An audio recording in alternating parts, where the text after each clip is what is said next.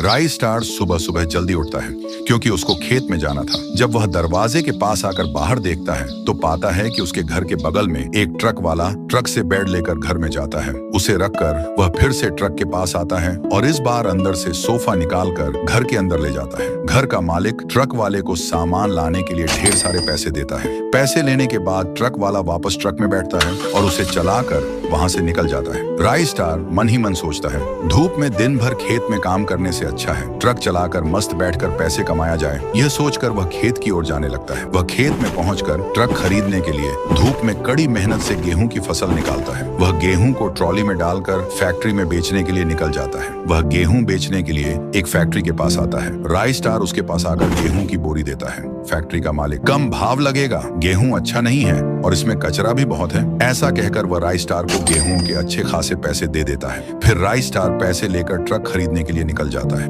वह अज्जू भाई के ट्रक के शोरूम पर आता है। राई स्टार गेहूं बेचने से मिले पैसे देकर बोलता है, अबे चल एक ट्रक पैक कर दे। अज्जू भाई, अबे ये कोई 150 रुपए की मिठाई थोड़ी है जो 50,000 में पैक कर दूं। तेरे बाप ने कभी ट्रक लिया था क्या? चल निकल जा यहाँ से।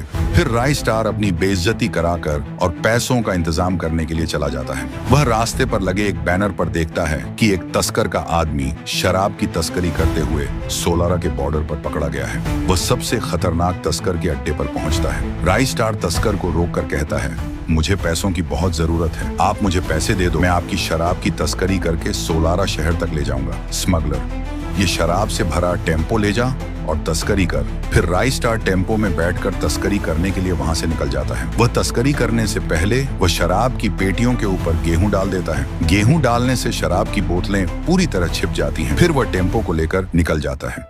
वहां पर एक पुलिस वाला खड़ा था, उसे टेम्पो रोकना पड़ता है। पुलिस वाला टेम्पो की ट्रॉली के पास जाकर देखता है तो उसे सिर्फ गेहूं ही दिखाई देता है। अंदर छिपी हुई शराब की बोतलें उसे नहीं दिखती हैं। इसके बाद पुलिस वाला वापस अपनी जगह पर आता है और पुलिस वाला जाओ कहता है। फिर राई स्टार बॉर्डर पार करके सोलारा शहर में चला जाता है। वहां पहुंचकर वह गाड़ी से उतरता है और गुंडे को एक कोड बताता है। राई स्टार, शराब की 10 पेटी। यह सुनकर गुंडा तुरंत उसे शराब के पैसे दे देता है। राई स्टार पैसे लेकर वहां से चला जाता है। आखिरकार वह सफलतापूर्वक ट्रक खरीद लेता है और उसे चलाने लगता है।